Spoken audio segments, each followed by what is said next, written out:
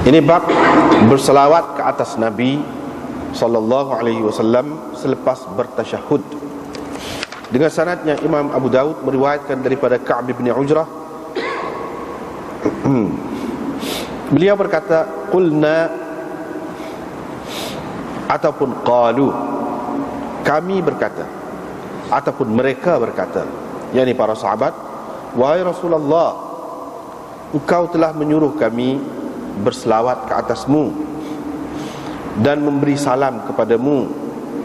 Adapun salam, maka itu sudah pun kami ketahui. Bagaimana kami hendak berselawat ke atasmu ataupun kepadamu? Nabi SAW berkata, qulu, kamu ucapkan, Allahumma salli. Kalau kitab ni lah, kitab kita ni, hak mana-mana pakai hak serupa ni, dia ejaan tu salah. Mana sad lam, macam alif layyinah tu, macam ya tu, tak ada titik tu, sebetulnya tak ada gitu. Sad lam sahaja. Ya tu alif layyinah tu lah, tu tak ada. Silap lah, silap cetak tu.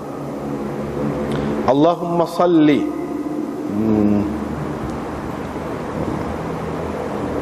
Supaya kalau bawah tu, kaifa nusalli alaik, qala qulu Allahumma salli. Kalau bawah tu betul salam sahaja, dalam syarah dia, mata dia tapi duduk dalam syarah, tu betul ejaannya. Mana tak ada alif layyinah tu, tak ada. Sebab di sini fi'il amar, bukannya fi'il madhi. Kalau fi'il madhi baru ada alif layyinah tu, dari segi tulisannya. Di sini dah fi'il amar, dia tak ada, tak boleh tak boleh ada tu.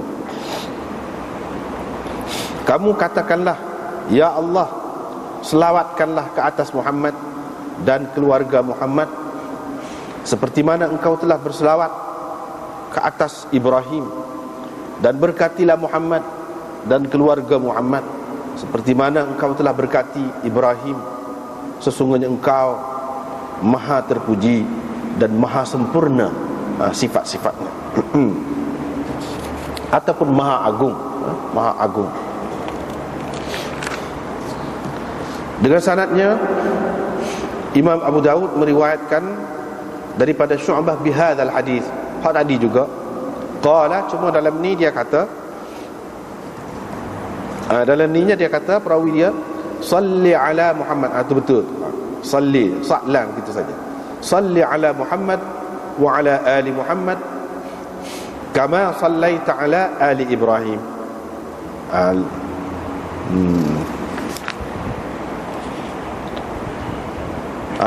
Mana tadi salli ala Muhammad wa ali Muhammad, di sini salli ala Muhammad wa ala ali Muhammad.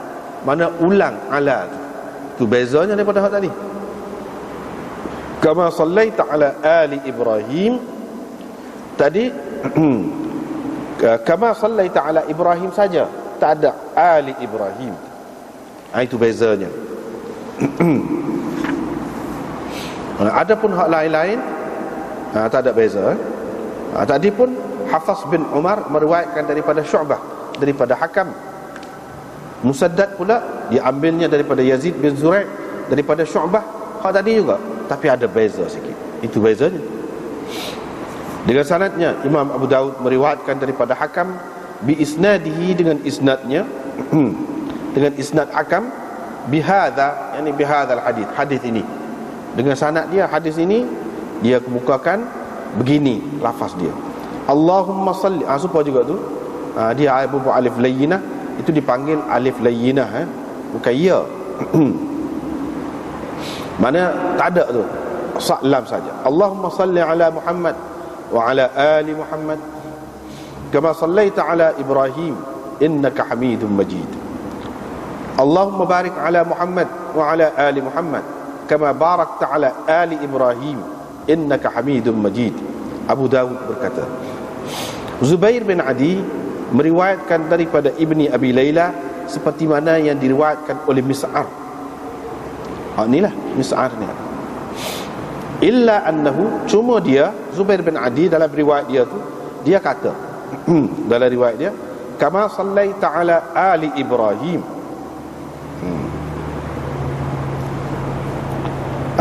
Tadi sallaita ala Ibrahim saja. Itu beza dengan hak mis'ar. Hak mis'ar tu tak ada ali. Ni ada ali Ibrahim. Innaka Hamidum Majid wa barik ala Muhammad. Wasaqa mithlahu, dan dia mengemukakan hadis sama seperti hadis yang tersebut tadi juga. Dari segi lafaz dia, lain-lain itu serupa. Dengan sanadnya Imam Abu Daud meriwayatkan daripada Abu Humaid As-Sa'idi bahawa mereka bertanya, wahai Rasulullah, bagaimana kami nak berselawat kepadamu? Nabi SAW berkata, kamu ucapkanlah ataupun katalah, Allahumma salli ala Muhammad wa azwajihi. Itu beza. Tadi tak ada. Berselawatlah ke atas Muhammad dan isteri-isterinya, zuriatnya, seperti mana engkau telah berselawat ke atas keluarga Ibrahim. Dan berkatilah Muhammad dan isteri-isterinya dan zuriatnya, anak cucunya, seperti mana telah engkau berkati ke atas Ibrahim, keluarga Ibrahim. Innaka Hamidum Majid. Supaya tadi juga. Seterusnya riwayat daripada Nu'aim bin Abdullah Al-Mujmir bahawa Muhammad bin Abdullah bin Zaid, kena perhati molek ni, perhati sikit. Abdullah bin Zaid ini ialah yang ditunjukkan bang ataupun azan dalam mimpinya, azan untuk semaya dalam mimpinya. Dia menceritakan kepadanya, yakni Muhammad bin Abdullah, kepadanya, yakni kepada Nu'aim bin Abdullah, daripada Abi Mas'ud Al-Ansari, bahawa beliau berkata, pernah Rasulullah sallallahu alaihi wasallam datang kepada kami dalam majlis Sa'ad bin Ubadah. Maka Bashir bin Sa'ad berkata kepada baginda sallallahu alaihi wasallam, Allah telah menyuruh kita berselawat ke atasmu, wahai Rasulullah. Bagaimana kami akan berselawat ke atasmu? Atau bagaimana kami hendak berselawat ke atasmu? Rasulullah sallallahu alaihi wasallam diam, sehingga kami berasa alangkah eloknya kalau dia tak tanya. Kemudian Rasulullah sallallahu alaihi wasallam berkata, kamu katakanlah. Fadzakara makna hadis Ka'b bin Ujrah. Lalu perawi menyebutkan makna hadis, bukan lafaz tak sama, tapi maksud sama dengan hadis Ka'b bin Ujrah tadi. Sama dengan hadis itu. Cuma dia menambahkan di akhirnya fil alamin innaka Hamidum Majid. Dia tambah gitu. Dengan sanadnya Imam Abu Daud meriwayatkan daripada Uqbah bin Amr hadis ini juga. Qala, beliau berkata, Nabi katalah, qulu Allahumma salli ala Muhammad an-nabiyil ummi wa ala ali Muhammad.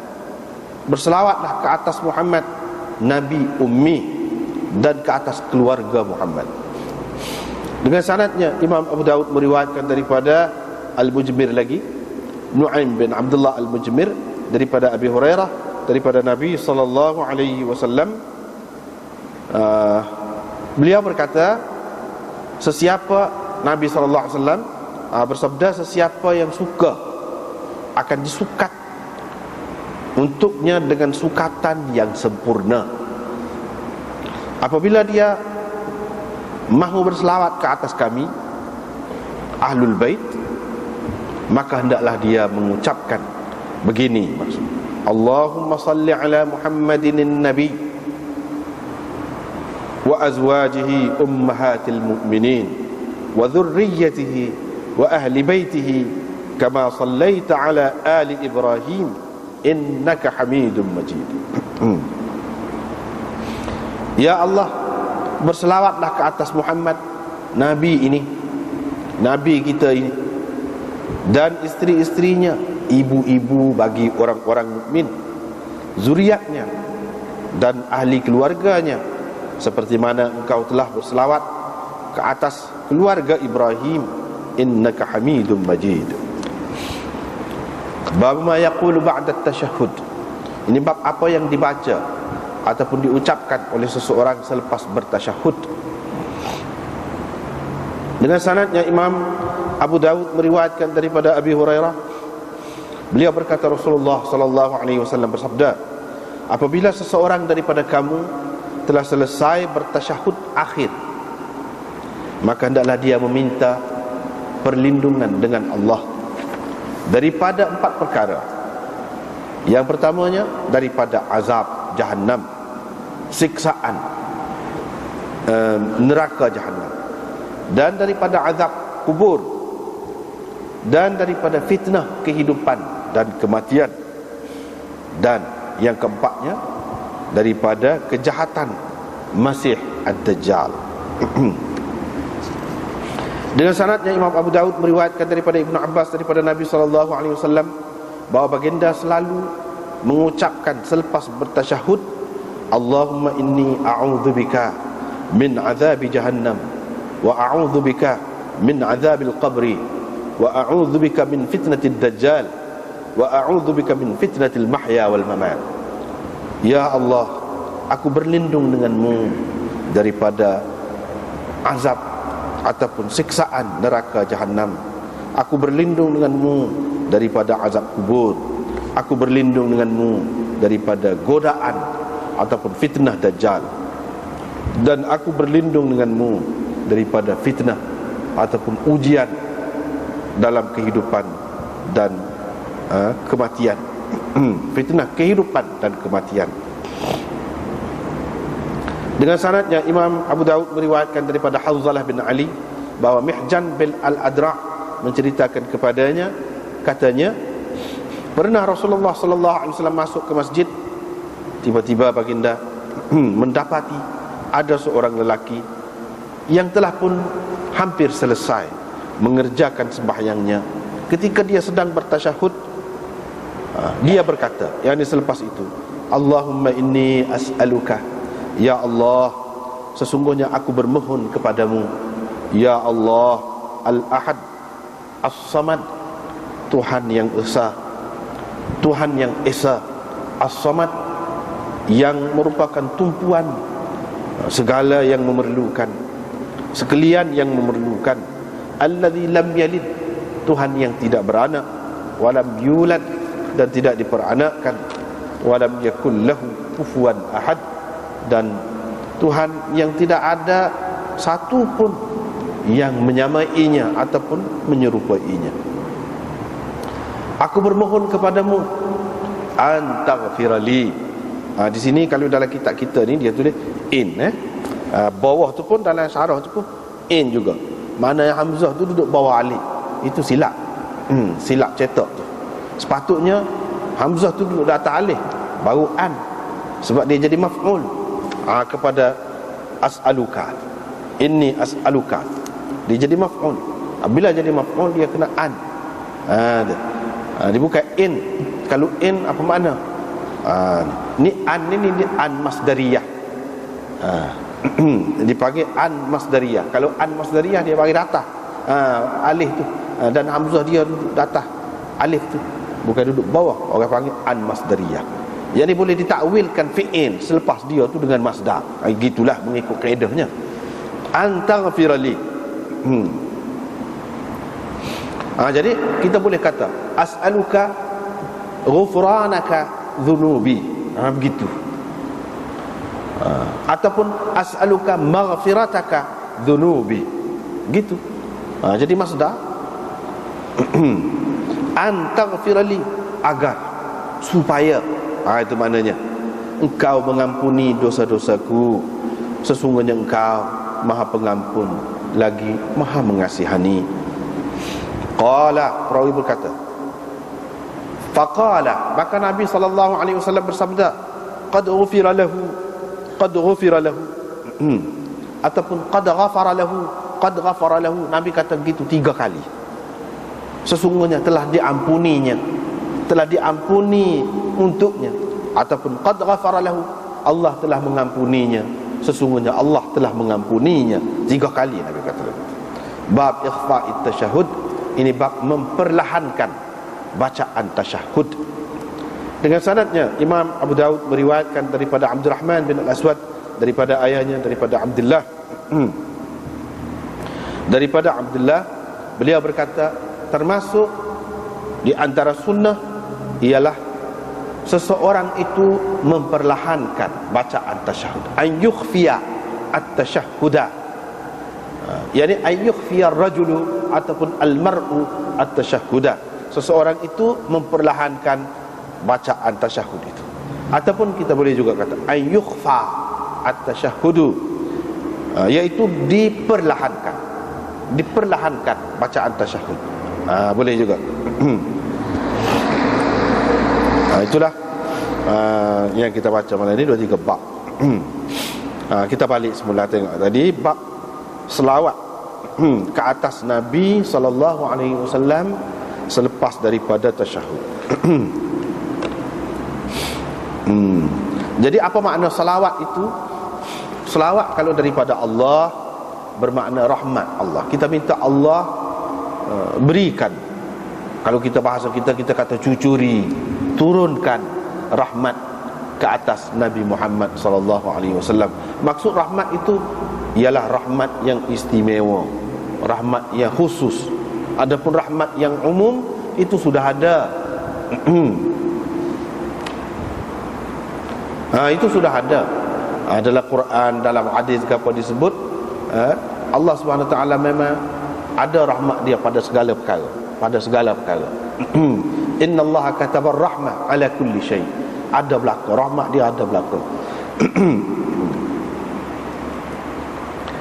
Tetapi hak maksud rahmat di sini khusus ke atas Nabi sallallahu alaihi wasallam.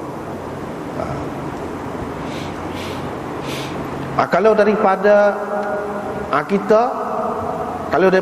kita, maknanya apa dia? Selawat. Mana kita doa. Kita doa minta Allah SWT berikan rahmat dan keberkatan. Itu kalau ke manusia. Jadi perkataan selawat ni diguna belaka. Manusia, untuk manusia pun diguna juga, Allah pun guna juga.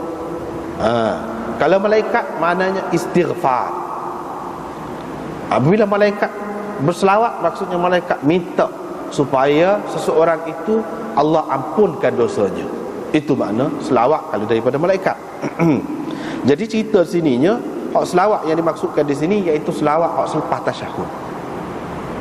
Dalam tahiyat tu kan, bila kita baca at-tahiyat gini-gini, lepas pada asyhadu an la ilaha illallah, itu tasyahudnya, wa asyhadu anna muhammadan abduhu wa rasuluh. Lepas pada tu Allahumma salli ala Muhammad, itu selawat. Hak tu hak maksudnya di sini. Jadi tujuan Imam Abu Daud buat tajuk ni seperti biasalah. Kita tahu dah cara dia. Dia nak rayatnya khilaf. Selawat ni, kedudukan selawat dalam sembahyang ni setara mana? Dan memang pun ada khilaf. Ada yang katakan fardu, ada yang katakan wajib, ada yang katakan sunat, ada yang katakan mustahab sahaja, rendah lagi daripada sunat. Macam-macam kata. Begitu. Hak pada tahiyat akhir, kalau tahiyat awal tu kedudukannya lebih ringan lagi. Kalau tahiyat akhir ni, begitulah ada khilaf. Jadi tujuan Imam Abu Daud buat tajuk ni, dia nak menarik perhatian kita kepada satu lagi perkara khilaf di dalam sembahyang ni dari segi bacaannya, iaitu berkenaan dengan selawat selepas tasyahud. Apa kedudukan? Jadi bagi orang yang kata wajib, fardu ataupun sunat, mereka ada dalil masing-masing. Daripada hadis tu ada. Itu tujuannya, dia nak ada dalil masing-masing. Tapi dari segi cara dia sebut ini, dia tidak buat mari. Boleh dikatakan dia tidak buat mari. Hak tak ada sebut tu selawat itu. Selepas tasyahud tu tak ada sebut selawat ni. Tak ada ni hak kita baca saat ni. Bahkan semuanya ada sebut belakang. Sebab apa? Sebab dia anak murid Imam Ahmad, dan Imam Ahmad serupa dengan Imam Syafi'i juga mengatakan fardu. Selawat ni dalam tahiyat akhir, selepas tasyahud, dalam tahiyat akhir itu fardu. Tak baca hak tu tak leh, tak usah sembahyang. Jadi Imam Abu Daud pun serupa dengan tok guru dia dalam bab ni. Serupa. Jadi dia tak mari tu kadang-kadang itulah sikap cara penulis hadis ni. Dia tak mari tu bukan bermakna dia nak kata hak dia tak mari hak pegangan orang lain tu tidak sahih. Di sini kalau tidak sahih lagu mana orang lain pegang, bagi mereka sahih lah. Sebab tu dia kata tidak wajib pun, sunat saja. Tapi Imam Abu Daud tak mari hak tu. Ini cara pengarang kita hadis. Dia nak ayat hak dia lah, hak dia tarjih. Hak dia kena. Hak dia kenanya ada selawat tu, bukan tak ada. Sebab tu dia mari hak ni. Hak lain tu bukan bermakna tidak sahih, tapi tidak jelas bagi dia. Bagi orang lain dia kata jelas. Baik, kita tengok dalam kitab kita ni, dia sebut khilaf ulama tentang selawat ke atas Nabi sallallahu alaihi wasallam dalam sembahyang. Adakah fardu atau sunat? Fa indana laysa bi fardin. Bagi kita, ni orang Hanafi. Ini maksud kita di sini ni, orang Hanafi ni tidak fardu, bal hiya sunnatun, bahkan sunat. Hak pada rakaat akhir, rakaat tahiyat akhir itulah. Kalau tahiyat yang pertama tu lagilah. Moga hak tu Syafi'i pun tidak kata wajib hak tu. Hak yang pertama tu. Tidak kata fardu, rukun lagu ni. Dah. Jadi bagi Hanafi dia selawat dalam tahiyat yang pertama tu lebih-lebih lagi lah rendahnya. Hak tahiyat akhir ni hak Syafi'i kata fardu. Hak tu bagi Hanafinya sunat. Wa inda Syafi'i, di sisi Imam Syafi'i rahimahullah, fardun la tajuzu salatu biduniha. Tak sah sembahyang tanpa ni baca selawat ni. Gapo dia? Iaitu Allahumma salli ala Muhammad. Hak tu sekurang-kurang. Hak tu, hak lain tu tak wajib dah.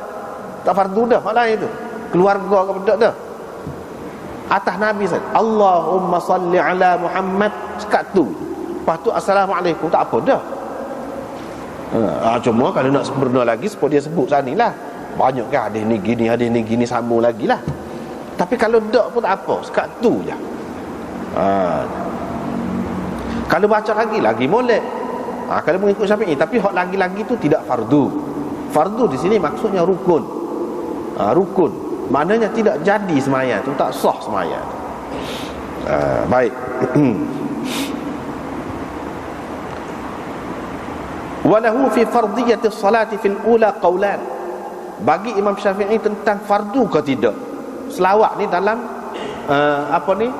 tahiyat yang pertama tu, ada dua pendapat Imam Syafi'i. Ada satu kata fardu, ada kata tidak. Wahtajja biqaulihi ta'ala. Imam Syafi'i dia kata fardu ni mari mana? Dia pegang berhujah dengan firman Allah Ta'ala, ya ayyuhalladzina amanu sallu alaihi. Wahai orang-orang yang beriman, kamu berselawatlah ke atasnya.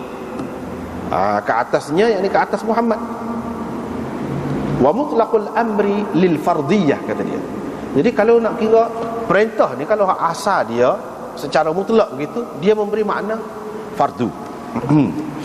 Wa qala an-nabi sallallahu alaihi wasallam, dan Nabi sallallahu alaihi wasallam kata, la salata liman lam yusalli alayya fi salatihi. Tidak ada sembahyang bagi orang yang tidak berselawat ke atasku di dalam sembahyangnya. Itu pegangan dia. Lepas tu dia pun mari bagi kita pula, alasan kita pula, orang-orang Hanafi. Sebab dia Imam Abu Daud tak mari. Dia sebut kita pegang dengan hadis Ibnu Mas'ud dan Abdullah bin Amr bin Al-As radhiyallahu anhuma. Dulu kita sudah jumpa dah hadis mereka berdua ni. Iaitu Nabi sallallahu alaihi wasallam telah menghukum sudah sempurna sembahyang indal qu'ud, pada ketika seseorang itu duduk qadar tasyahud, dengan tidak disebutkan selawat di situ ke atas Nabi sebagai syarat dalam hadis tu. Dulu kita sudah jumpa dah.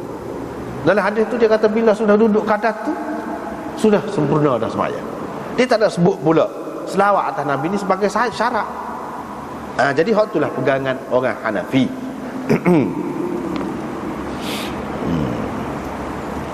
Begitu juga pegangan Imam Malik, Imam Sufyan Ats-Tsauri, Auza'i dan ramai lagi hak lain. Dia kata tidak fardu, tidak wajib pun. Tidak wajib. Dalam tahiyat akhir, tahiyat awal tu lebih-lebih lagi. Lepas tu dia bantahlah pegangan orang Syafi'i ni. Dia bantah. Tidak ada hujah pada ayat tu untuk nak kata wajib, nak kata fardu ataupun rukun selawat di dalam sembahyang. Li'annal murad minha an-nadb. Kerana yang dimaksudkan dalam ayat tu suruh berselawat tu memang galakkan, sebagai galakkan, molek selawat itu. Sebab apa? Sebab kita sudah rayak dah tadi, kata dia, hadis Ibnu Mas'ud dan Abdullah bin Amr bin Al-As, dia tak ada sebut dalam hadis tu. Kalaulah sekiranya siapa tak sah sembahyang, kalau tak baca selawat ni, mesti dalam hadis tu dia tak kata begitu. Jadi ayat ni umum, dia tidak cerita dalam sembahyang kau apa, tak ada, ni terlalu umum. Dia kata tak boleh pakai hak umum lagu tu.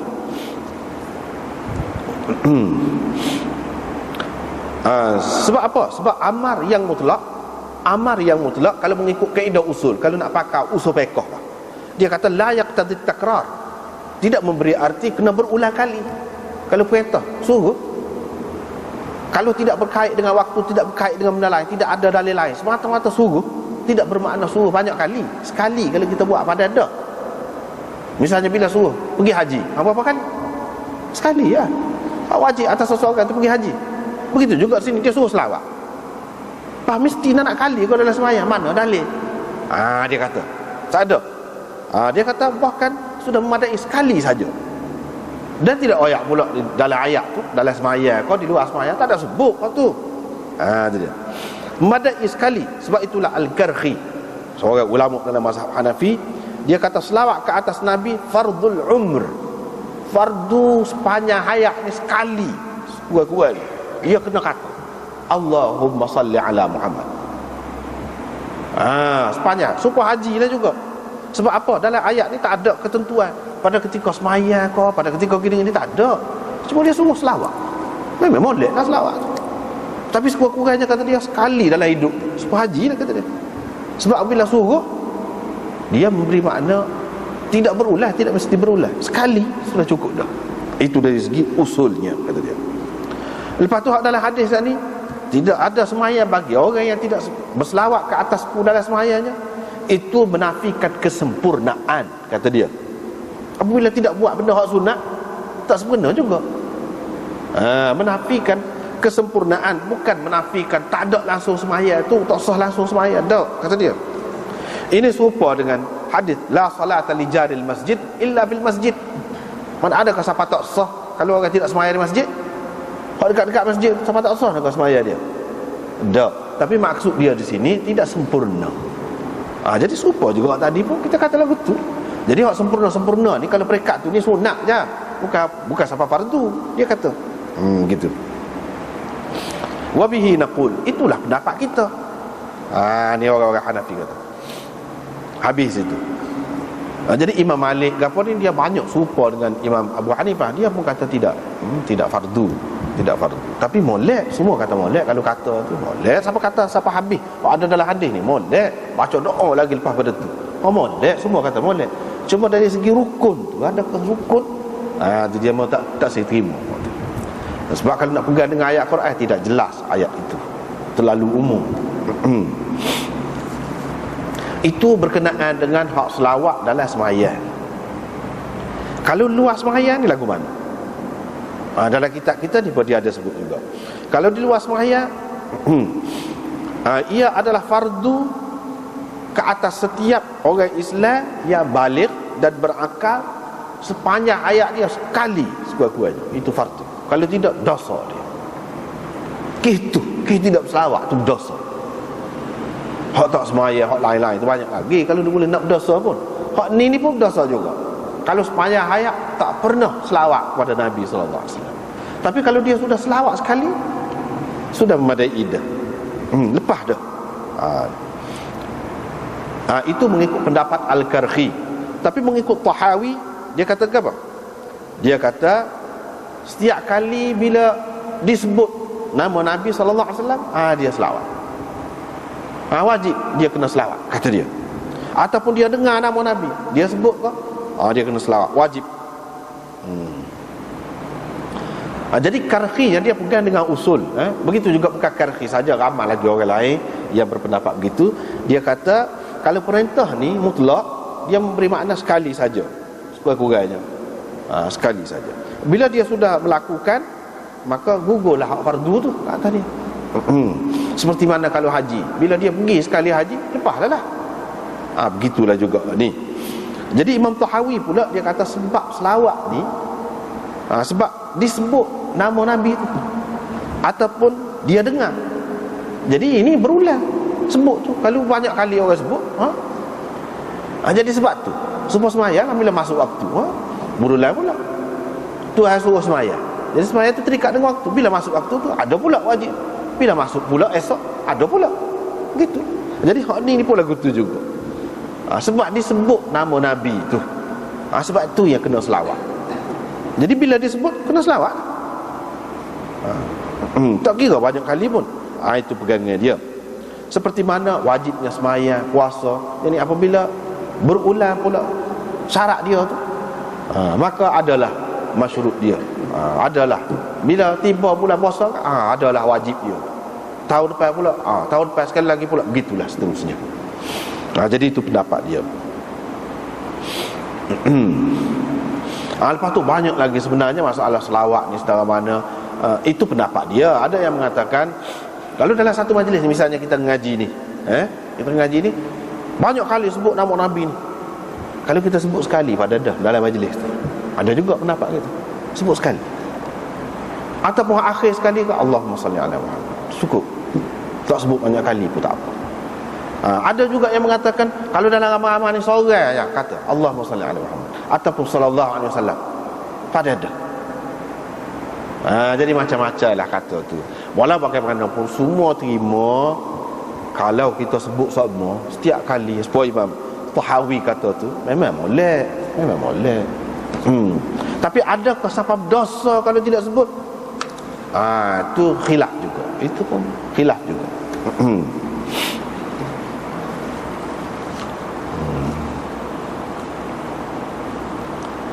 Jadi hak kita duduk cerita ni iaitu berselawat dalam sembahyang. Jadi hadis-hadis Imam Abu Dawud hari ni cerita selawat dalam sembahyang. Ka'ab bin Ujrah berkata, qulna au qalu. Jadi perawi di bawah daripada Ka'ab bin Ujrah ni, dia tidak pasti hak Ka'ab bin Ujrah kata ni qulna ke ataupun qalu. Dia tidak pasti. Antara dua lafaz itulah. Kami bertanya ataupun kami berkata ataupun mereka berkata. Jadi mereka pun sahabat, kalau kami tu pun maksudnya sahabat juga. Cuma lafaz ni ke lafaz tu, perawi di bawah tu tidak pasti. Jadi sebab tu dia kata qulna au qalu. Wahai Rasulullah, engkau suruh kami berselawat kepadamu dan memberi salam kepadamu. Salam tu kita sudah tahu dah. Dulu dalam bab dulu kan, Assalamu alayka ayyuhan nabi wa rahmatullahi wa barakatuh, misalnya dulu kita sudah jumpa dah. Itu kita sudah tahu dah. Tapi bagaimana kita nak berselawat ke atas kamu? Nabi SAW pun kata, kamu kata Allahumma salli ala Muhammad wa ali Muhammad kama sallaita ala Ibrahim wa barik ala Muhammad wa ali Muhammad kama barakta ala Ibrahim innaka hamidum majid. Hak tu hak Nabi SAW ajarnya. Hak ni bila sebagaimana sahabat tu duduk tanya ni, hak ni riwayat yang ringkas. Dalam riwayat yang panjang dia sebut hak dalam semaya ni cerita ni. Dalam semaya kami tahu dah nak beri salam kepada engkau tu lagu mana. Jadi selawat ni hak dalam semaya lagu mana. Jadi hak Nabi SAW sebut ni berkenaan dengan hak dalam semaya, hadis ni. Jadi begitulah selawatnya.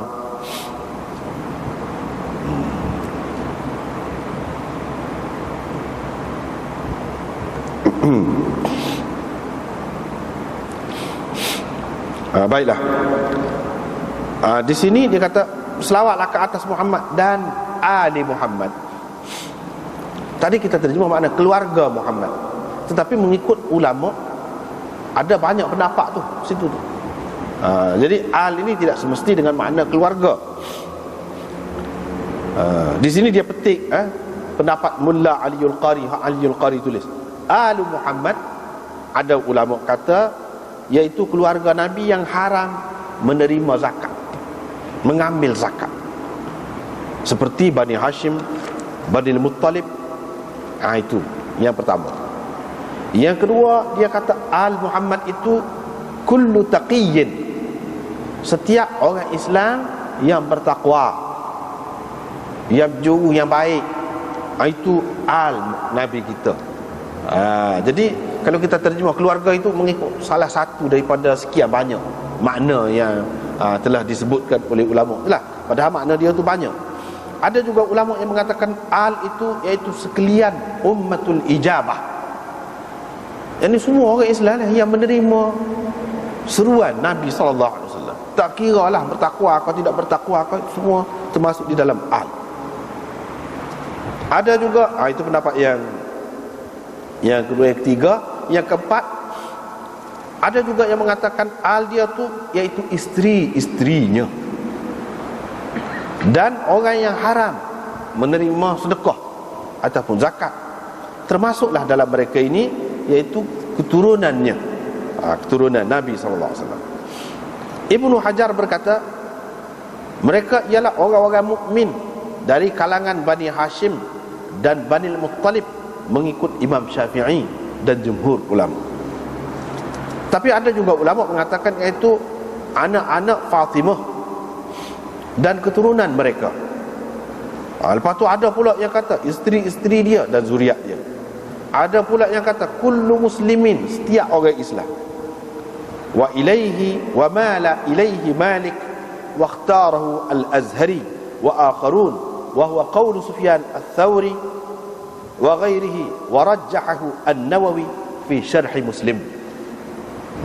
Itu dalam kitab kita. Akhir, setiap orang Islam itu adalah keluarga Nabi, al Nabi. Inilah pendapat Imam Malik. Imam Malik kata ni. Azhari dan ramai lagi ulama-ulama yang lain juga berpendapat begitu. Ini juga pendapat Sufyan ats-Tsauri dan lain-lain. Imam Nawawi juga mentarjihkan hak ni. Dia kata hak ni paling molek. Jadi al Nabi itu ialah setiap orang Islam. Itu adalah al Nabi SAW. Itu perkara yang pertama. Jadi kalau kita baca saat ni kan, seperti mana engkau telah berselawat ke atas Ibrahim dan berkatilah Muhammad dan keluarga ataupun al Muhammad, seperti mana engkau telah berkati Ibrahim. Jadi seperti mana tu? Seperti mana tu? Bapa ya seperti Ibrahim, keluarga Ibrahim, tidak seperti Nabi lain. Engkau selawatlah kepada Muhammad seperti engkau selawat kepada Ibrahim. Apa tidak seperti Nabi lain? Engkau selawatlah kepada keluarga dia seperti engkau selawat kepada keluarga Ibrahim. Apa tidak keluarga Nabi lain? Itu persoalannya. Satu. Yang kedua, ini kalau mengikut kaedah apa namanya ilmu balaghah tasbih tu, mengikut kaedah asalnya musyabbah dengan musyabbah bih lebih kuat ada pada musyabbah bih, sesuatu yang diserupakan itu. Mana kita kata gini, dia ni serupa. Kita kata serupa ular. Jadi dia serupa ular. Dari segi mana? Dari segi beliknya, kuat beliknya. Itu orang panggil bab tasbih dalam ilmu balaghah. Jadi biasanya apabila tasbih ni dia seperti ular, jadi dari segi belik tu ular tu lebih kuat lagi daripada dia tu. Gitu mengikut kaedah. Sebab kita nak kata dari segi mana serupa dia tu dengan ular. Dia serupa dengan ular. Dia tu orang panggil musyabbah. Ular tu musyabbah bih. Jadi dari segi belik tu mesti kuat pada musyabbah bih, pada ular. Sebab kita kata cerah. Dia balik nanti cerah seperti matahari. Pasal ilmu banyak, misalnya kita kata. Jadi dia tu cerah, mana cerah matahari dengan dia. Tentu lebih cerah matahari lagi daripada dia tu. Gitu. Jadi kalau nak kira sini, mana lebih Allah SWT berselawat ataupun beri berkat kepada Nabi kita dengan Nabi Ibrahim? Mana lebih? Sebab Nabi Ibrahim tu musyabbah bih. Kalau nak kira mengikut kaedah asalnya, lebih kuat ada pada Nabi Ibrahim daripada Nabi kita. Mana selawat yang diberikan kepada Ibrahim itu lebih istimewa, keberkatan yang diberikan kepada Ibrahim itu lebih istimewa lagi daripada Nabi kita. Begitu mengikut kaedah asalnya. Jadi di sini apa makna? Apakah Nabi kita kurang? Itu persoalannya. Itu yang pertama. Yang keduanya, apa Nabi Ibrahim? Ada dua persoalan. Yang pertama tu dia ada beberapa jawapan yang telah diberikan oleh ulama. Yang pertama, dalam kitab kita ni ada pada muka surat 304. Minha anna hadha qabla an ya'lama annahu afdal. Hak ni Nabi kata gini ni sebelum dia tahu dia tu lebih afdal lagi daripada Nabi Ibrahim. Gitu. Itu yang pertama. Sebab Nabi kita ni dia tidak tahu sekaligus apa-apa pun. Tuhan bagi tahu kepada dia. Jadi kira-kiranya pada masa ni Nabi Ibrahim lebih lagi. Dia tidak tahu dia ni lebih lagi daripada Nabi Ibrahim. Kemudian tu baru kata lebih Nabi kita daripada Nabi Ibrahim tu kemudian. Dia tahu kemudian. Itu yang pertama. Yang kedua, dia kata gini, tidak semestinya kita kata gini ni tidak semestinya musyabbah bih itulah macam Nabi Ibrahim. Dia lebih afdal. Nabi kata gini untuk menyatakan tawaduk, merendah diri dia. Untuk menyatakan rendah diri dia. Walaupun pada hakikatnya dia tahu dah dia lebih lagi daripada Nabi Ibrahim. Dan selawat begitulah juga keberkatan yang diberikan kepada dia tu lebih lagi daripada Nabi Ibrahim. Tetapi oleh kerana Nabi Ibrahim tu kan datuk, datuk dia, jadi tak bolehlah menampakkan kebesaran lebih tu. Itu sebab tasbih tu. Tasbih ni dia memberi makna gitu, bukan menunjukkan Nabi Ibrahim itu lebih. Sebab itulah kalau kita belajar dalam ilmu balaghah, dia ada pula tasbih maqlub, tasbih terbalik. Kadang-kadang pada musyabbah itu kurang lagi, kuat lagi pada musyabbah ni. Itu ada kaedah dia ni. Tak apalah, kita tidak nak bicara tu. Yang ketiganya, tasbih tu pada asal bukan pada qadar. Tasbih pada asal bukan pada qadar. Yakni nak rayaknya engkau berilah, engkau selawatlah ke atas Muhammad, selawatlah, berkatlah Muhammad seperti mana engkau telah berselawat dan engkau telah berkati Ibrahim. Dari segi selawat tu sendiri, serupa dari segi tu. Dari segi berkat tu sendiri, bukan dari segi lebih. Mana-mana tu tidak nak bahas tu. Nak bahas dari segi tu selawat tu. Engkau selawatlah ke atas Nabi kita seperti engkau telah selawat kepada Ibrahim. Berkatilah Nabi kita seperti engkau telah berkati Nabi Ibrahim. Jadi seperti mana dalam Quran akan sebutkan, kama kutiba alal ladzina min qablikum. Kan dia suruh puasa tu. Kutiba alaikumus siyam, diwajibkan ke atas kamu berpuasa, kama kutiba alal ladzina min qablikum, seperti mana difardukan ke atas sebelum kamu. Jadi dari segi puasa tu sendiri, bukan dari segi bilangan hari dia ni, tak ada bahas tu. Dari segi puasa tu hak serupanya. Dari segi puasa serupa juga sini. Dari segi selawat tu hak serupanya, bukan dari segi nilai selawat tu, tidak nak bahas hak tu. Itu salah satu jawapan dia. Hak ni molek. Hak ni jawapan ni sebenarnya molek. Yang pertama ke apa tu tak apa kemah tu, tapi dia ada sebut. Ada sebut. Hak kemahnya hak ni serupa juga. Inna auhayna ilaika kama auhayna ila nuhin. Kami telah wahyukan kepadamu seperti mana kami telah wahyukan kepada Nuh. Jadi kalau makna mengikut kaedah tadi kak, hak yang diwahyukan kepada Nabi Nuh tu lebih istimewa lagi lah. Mana ada lebih istimewa daripada Quran ni? Hak wahyu kepada Nabi kita kan Quran. Seperti mana yang diwahyu kepada Nabi Nuh? Kalau nak kira kaedah tadi kak, lebih hak Nabi Nuh lah. Tidak nak ayat tu. Tidak nak ayat lebih hak mana kurang dah. Nak ayat dari segi wahyu tu semuanya daripada Allah. Allah beri kepada Nabi Nuh, hak ni beri kepada Muhammad. Dari segi tu, dari segi wahyu tu daripada Allah. Bukan nak ayat dari segi nilai dia. Dari segi hak mana lebih, hak mana kurang, tidak nak ayat tu. Serupa juga di sini. Dari segi selawat tu, dari segi mutu selawat tu, nilai dia setara mana, tidak nak ayat tu.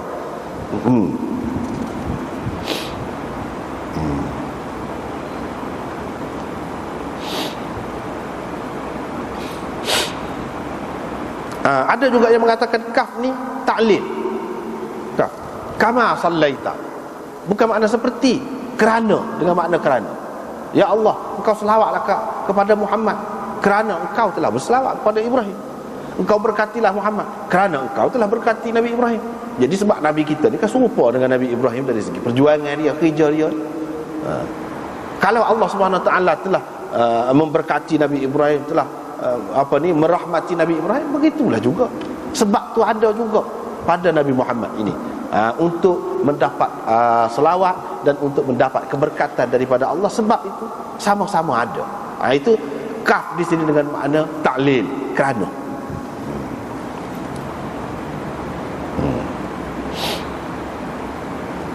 Ada pula yang nak kata tasbih ni, macam-macam lah pendapat itu. Jadi kita tidak nak baca semua lah, tidak nak baca semua. Jadi macam-macam pendapat tu. Gitulah. Jadi hak moleknya hak tadi, hak tadi, iaitu hak serupa dengan dari segi asal dia tu, bukan dari segi qadar. Bukan dari segi qadar, dia tidak nak bahas dari segi tu. Lepas tu yang dikatakan Ibrahim, apa sebut Ibrahim dan keluarga Ibrahim, tidak hak lain. Yang pertama, kerana nabi-nabi lain ni setengah-setengahnya dipertikaikan, tidak diterima oleh setengah-setengah kalangan. Misalnya Nabi Isa, orang Yahudi tak terima, orang Kristian terima. Orang Yahudi siapa nak bunuh ni? Memang orang Yahudi tak terima pun Injil itu. Injil yang dia terima Taurat saja. Hak terima Nabi Isa ni pun Yahudi juga. Tapi hak maksud kita Yahudi tu agama. Bangsa tu bangsa Yahudi juga. Tu agama Yahudi tak terima. Injil Nabi Isa tak terima, bahkan dia nak bunuh.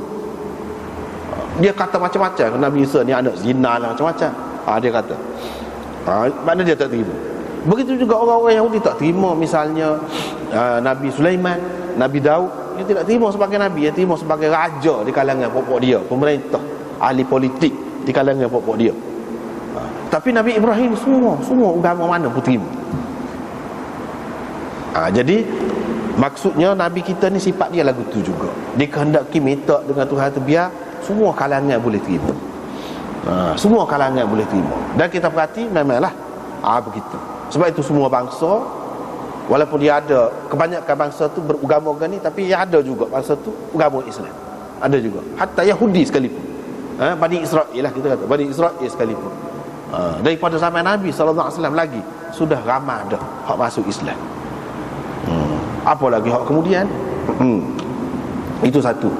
Yang kedua, kerana banyak persamaan di antara ajaran Nabi kita dengan Nabi Ibrahim. Bahkan boleh dikatakan asasnya diletakkan oleh Nabi Ibrahim. Sebab itulah dalam Quran disebutkan Allah SWT perintah Nabi kita, anittabi' millata Ibrahim hanifa. Kamu ikut millah Ibrahim yang betul, yang lurus itu. Maknanya dari segi ajaran tauhid dan lain-lain, ajaran Nabi Ibrahim itu banyak persamaannya. Dan hak Nabi SAW duduk buat ni, kebanyakan ibadat dia ni asalnya berpunca daripada Nabi Ibrahim. Termasuklah ibadat haji, gotuga ni, semuanya daripada Nabi Ibrahim. Itu yang kedua. Yang ketiga, Ibrahim dan keluarga Ibrahim, menunjukkan keluarga Ibrahim tu, dalam keluarga dia tu walaupun ada juga anak cucu dia tu hak tak molek, tapi berapa ramai hak molek-molek, berapa ramai hak molek-molek, bahkan jadi Nabi. Selepas Nabi kita tak ada Nabi, tetapi orang-orang, sebab kalau kita perhati dalam sejarah keturunan Nabi SAW memang banyak peranan dia dalam umat ni. Kalau kita perhati ulama-ulama, pejuang-pejuang, dia ada silsilah sampai kepada Nabi SAW. Jadi dari segi itu ada persamaan, Itu sebab dikatakan Allahumma salli ala Muhammad wa ali Muhammad kama sallaita ala Ibrahim wa barik ala Muhammad wa ali Muhammad kama barakta ala Ibrahim. Itu sebab. Jadi hak lain-lain itu lebih kurang, hak lain-lain itu lebih kurang. Ada rekah, ada panjang, ada sebut ni, ada tak ada sebut ni, lafaz ini itu saja bezanya. Hak lain-lain itu sama.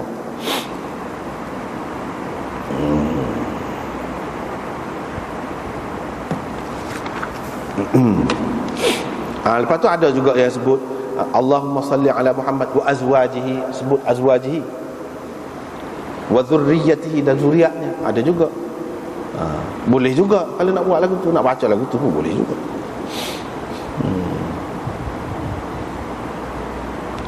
Boleh belaka lah. Boleh belaka.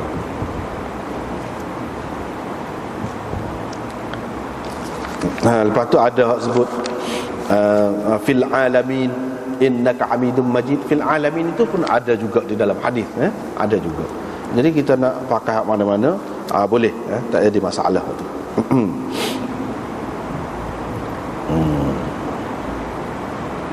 Lepas tu ada juga yang menyebutkan salli ala Muhammad an-nabiyil ummi, nabi al-ummi.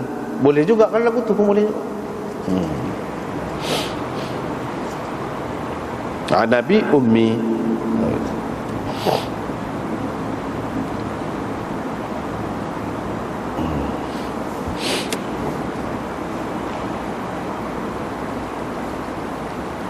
Jadi kalau sebut Nabi al-ummi, al-ummi itu disebutkan di dalam Quran pun salah satu sifat Nabi kita. Cumanya tentang makna ummi itu berbeza-beza pendapat ulamanya. Ada yang mengatakan ummi itu maknanya tak tahu baca, tak tahu menulis. Ada yang mengatakan ummi itu dengan makna ummil qura. Ummil qura maknanya orang penduduk Mekah. Penduduk Mekah. Jadi orang panggil ummi. Ummiyin itu makna penduduk Mekah. Ada yang mengatakan ummi itu maksudnya ialah bukan ada pengetahuan tentang kitab-kitab ahli kitab.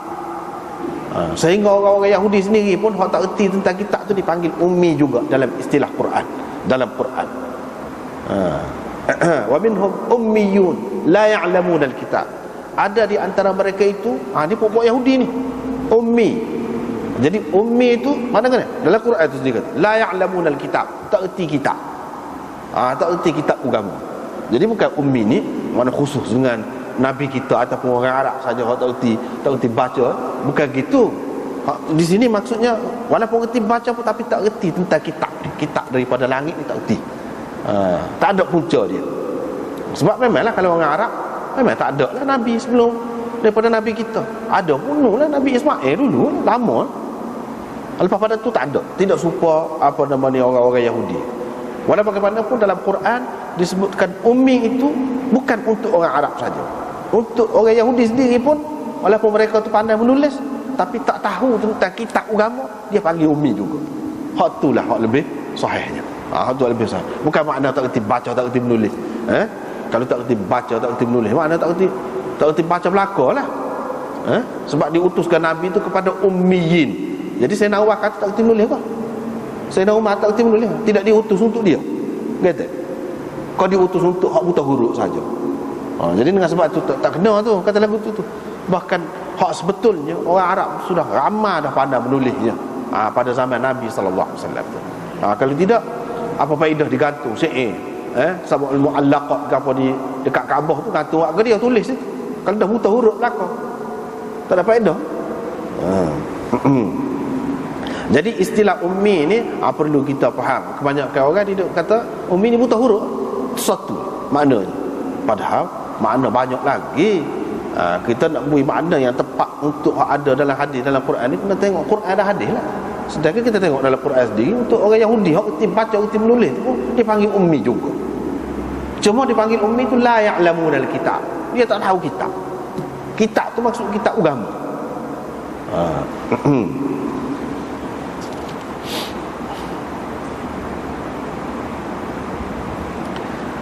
Jadi ummi di sini suatu kelebihan, bukan satu kekurangan. Satu kelebihan ni Bukan satu kekurangan. Kalau satu kekurangan sebut ke dia, orang tak sebut benda kurang sekali dengan hak lebih. Misalnya kita kata dia tu comel, juru, goni-goni, kedeku, lepas tu molek kau sebut sekali.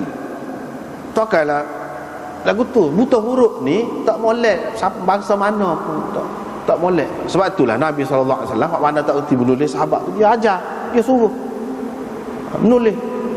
Pasal tak molek, sifat tu kurang. Jadi kalau kita pakai ummi ni dengan makna buta huruf, maknanya kita mengatakan Nabi itu ada kurang. Ada kurang.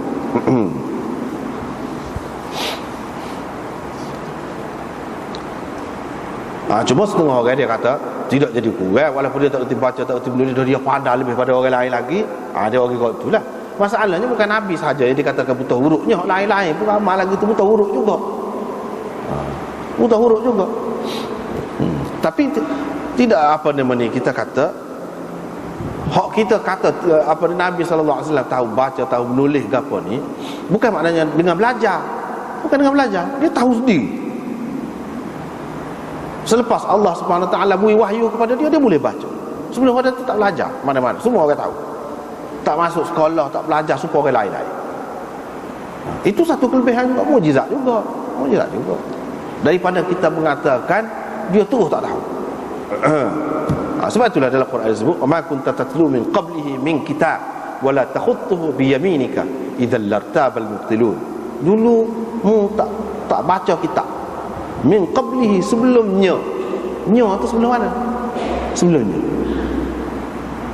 Dulu mu tak baca kitab dan tak tulis apa-apa kitab sebelumnya. Sebelumnya tu nya tu gadia. Sebelum dapat wahyu lah. Maknanya selepas tu boleh lah. Kalau tidak, apa faedah makna sebelumnya? Apa faedah? Dengan sebab itu kita kata ummi di sini tidak dengan makna buta huruf, tak tahu baca, tak tahu menulis, tidak. Ada pun sahabat-sahabat yang lain dia seperti orang lain, memang belajar membaca dan menulis tu belajar seperti orang ramai. Nabi kita tidak gitu. Dia boleh tahu membaca, tahu menulis, lebih molek lagi daripada hak lain berdasarkan mukjizat. Mukjizat dia.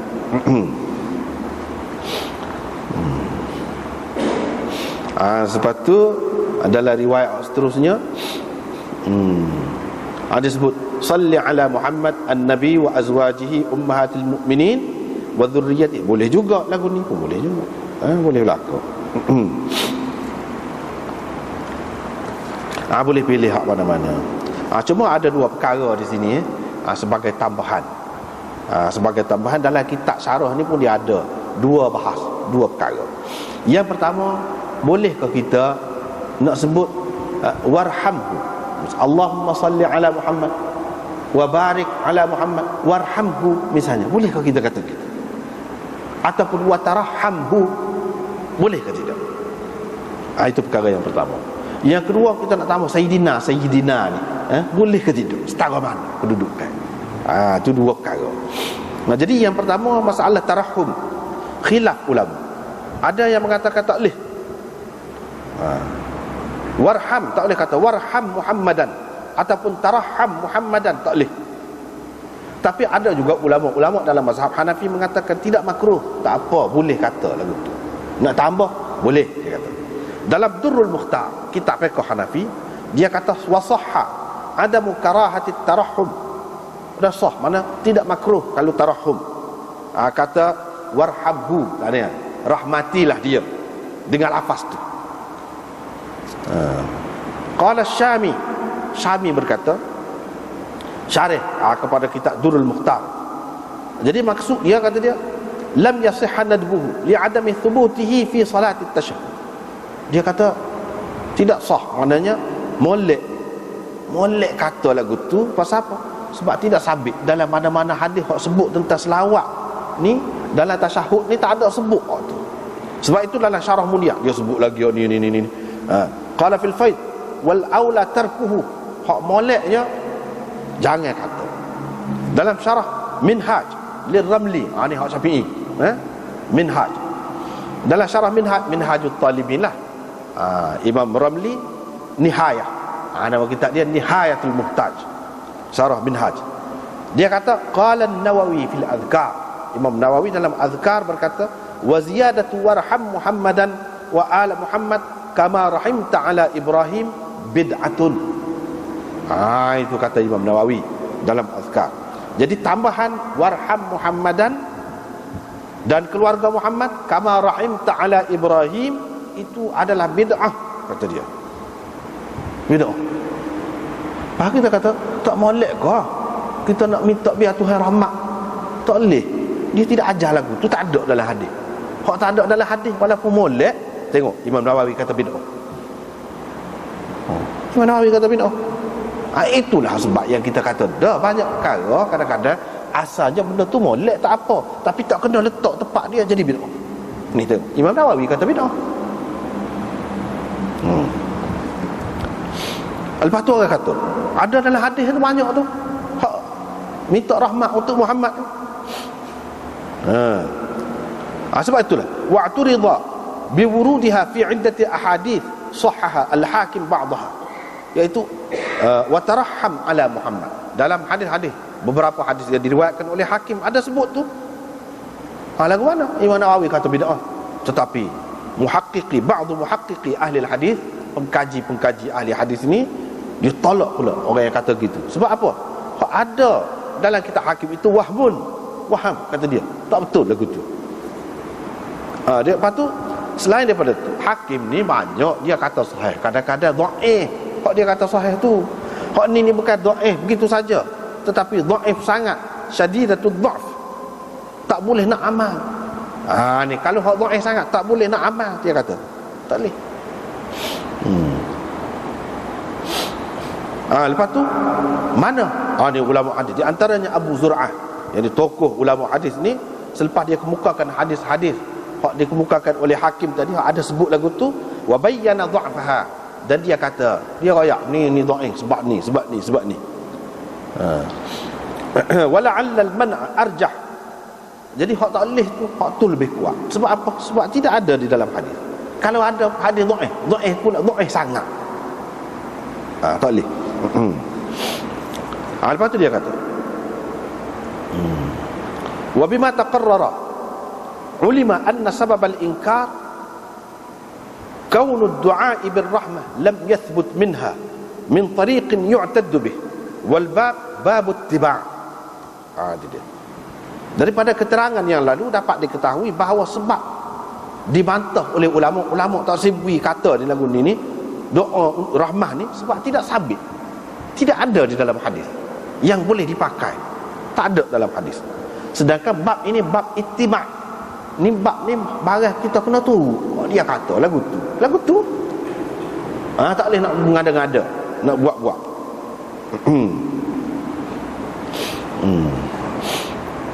Lepas tu kalau kita kata ada tu dalam hadis, misalnya hak sebelum pada ni ada dalam tahiyat tu ada Assalamu alayka ayyuhan nabiy wa rahmatullah. Tu rahmatullah tu, wa rahmatullahi wa barakatuh, tu ada rahmatullah, maknanya rahmat. Jadi kalau kita kata warham Muhammadan, apa tak boleh? Hak tu ada sekat tu, jangan dibuat lain. Tengok sampai Imam Nawawi kata bid'ah. Hak tu ada, tak apa. Kita nak buat suku walaupun maksud dia sama, tak boleh. Ini benda dalam bab ibadat tu gitu caranya. Setengah-setengah orang dia tidak faham. Dia kata tak benda molek ke apa, tak boleh. Sini ada. Tanyalah apa Imam Nawawi kata bid'ah. Apa? Atas apa? Itu yang benda kita kena faham. Ramai orang kita tak faham benda ni. Dia tak faham. Atas rasa apa? Kaedah mana ulama yang kata bid'ah? Benda molek. Ada apa situ? Ada lagu tu, terima lagu tu sudah. Nak buat lain tak boleh. Tak boleh. Gitu. Lepas tu dalam hadis yang lain disebutkan, ada orang kata irhamni warham Muhammadan, rahmati aku, rahmatilah aku, orang tu kata, dan rahmatilah Muhammad. Nabi sallallahu alaihi wasallam tak kata apa, menunjukkan boleh kan. Tapi hak tu dalam sembahyang, keluar sembahyang. Cuma Nabi sallallahu alaihi wasallam larangnya wala tarham ma'ana ahadan. Dia tambah gitu, jangan engkau rahmati kepada siapa-siapa pun orang lain. Engkau rahmati aku dan engkau rahmati Muhammad saja. Orang lain jangan. tu yang Nabi tegur. Apa kamu sepit bagai luahnya, Nabi kata. Tapi dari segi dia kata minta rahmatilah aku dan rahmatilah Muhammad, Nabi tak larang hak tu. Jadi bolehkah kita ambil dalih hak ni wagi untuk dalam tasyahud tu kita nak kata irham Muhammadan? Boleh ke tidak? Tak boleh. Sebab hak ni luar, bukan dalam semaya. Tengok ulama bahas. Tak boleh. Jadi kesimpulannya tarahum selepas tasyahud. Hak sebelum tu warahmatullahi wabarakatuh tu sebelum, dan warahmatullah gitu dengan lafaz tu. Ini tarahum dengan lafaz irham ataupun taraham. Gitu. Selepas tasyahud itu tidak sabit. Walaupun pada ketika lain hak bukan dalam tasyahud, di luar memang sabit, memang ada hadis sahih, ada. Boleh, Nabi tidak larang apa orang minta biar Allah rahmati dia. Boleh. Di luar semaya. Dia kata wa in kana qad thabata fi ghairihi fa kana jaizan fi nafsihi. Nak minta biar Tuhan rahmati Nabi kita tu, hak tu sendiri tu tak apa hak tu. Tapi dalam semaya tak boleh, lepas tasyahud tak boleh. Itu dia. Perbahasan yang kedua iaitu tentang lafaz siyadah. Lafaz siyadah, yang ni kita kata sayyidina. Allahumma salli ala sayyidina Muhammad. Asyhadu an la ilaha illallah wa asyhadu anna sayyidana, misalnya kita misalnya kita kata gitu. Qala fi durril mukhtar, adalah fiqh Hanafi. Dia kata memang elok kata siyadah. Kata lagu tu kerana ziyadah ikhbar bil waqi'. Mana kita sebut, kita tambah memang hak kenyataannya begitu. Itu tidak bercanggah. Ainu sulukil adab, itu makna lebih beradab kata dia. Fa huwa afdal min tarkihi, lebih afdal lagi daripada tidak kata gitu. Zakarahu Ramli Asy-Syafi'i wa ghairu. Imam Ramli pun ada sebut gitu juga. Dia kata boleh, tak apa. Lepas tu ada pula orang sebut dalam hadis ada tu, la tusawwiduni fi shalah. Yani jangan kamu sebut aku sayyid dalam sembahyang. Itu maudhu hadis itu. Tak boleh pakai. Maudhu. Qala Syami. Syami berkata. Tetapi hak ni dia kata Syami ni syarah kepada kitab Durrul Mukhtar itu. Nama dianya Raddul Muhtar. Syarah kepada Durrul Mukhtar. Dia kata molek sana ni. Tak kena tu kata dia. Canggah dengan mazhab kita kata dia. 5 marrah min qaulil imam. Sebab apa? Kita sudah tahu dah. Imam berpendapat min annahu law zada fi tashahhudihi aw naqasa fihi kana makruhan. Kalau tambah ataupun kurang hak dalam tasyahud tu ada hak sabit daripada Nabi sallallahu alaihi wasallam, jadi makruh, jadi tak boleh. Jadi ini tambah. Mana ada? Tak ada. Tambah. Qultu fihi nazar. Jadi hak ni dia kata pula boleh dipertikaikan lagi pendapat tu. Kerana salat zaidah ala tasyahud laysat minhu. Sebab hak tersebut daripada imamnya, Imam Abu Hanifah, tasyahud tu kalau tambahnya, kalau kurangnya tak bolehnya. Hak ni solat dia lebih daripada tasyahudnya. Kalau kita tambah atas hak tu tak apa, dia kata. Pula dia faham gitu. Jadi faham ni atas pendapat imam, bukan faham daripada hadis. Dah. Naam, yang bagi ala hadha adamu dhikriha. Tapi ya kata dia, memanglah mengikut kaedah mazhab Hanafinya, iaitu kalau kita tak moleklah kata, tak boleh kata wa asyhadu anna Muhammadan abduhu wa rasuluhu, kena kata begitu. Tak boleh kata wa asyhadu anna sayyidana Muhammadan, tak boleh. Tapi kalau Allahumma salli ala sayyidina Muhammad, tak apa. Hak tak boleh nyata hak tu kata dia. Tapi ini semua pendapat ijtihad hak ni. Tapi zahir dalam hadis hak sahih tak ada. Tak ada. Semuanya hak kata molek, hak kata tak apa gitu. Ini pendapat ulama, masing-masing pendapat lah.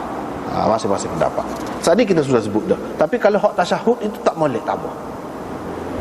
Wa asyhadu anna Muhammadan abduhu wa rasul. Wa asyhadu anna Muhammadar rasulullah gitu. Tak payah tambah sayyidana kan. Tak payah. Hak tu lebih molek. Kepada orang hak kata boleh tu pun dia tak kata situ. Cuma katanya lain, iaitu pada selawat. Kalau nak kata. Tetapi bagi orang yang kata tak boleh, macam Imam Nawawi ke apa tadi tu, tak sahih tu. Dah tak ada dalam hadis. Ya sahih tak ada. Kalau ada pun sebut luar, luar tu tak apalah luar. Dalam ni masalahnya sekarang dalam sembahyang. Jadi kita mesti kena ikut sebagaimana yang diajar di dalam hadis-hadis yang sahih, yang terang, banyak. Kalau ada dhaif nak pakai tak boleh kira lagi. Tapi jangan dhaif sangat. Masalahnya dalam sembahyang dia tak ada. Cuma orang duk kira hak luar, hak lain. Hak luar tu suku.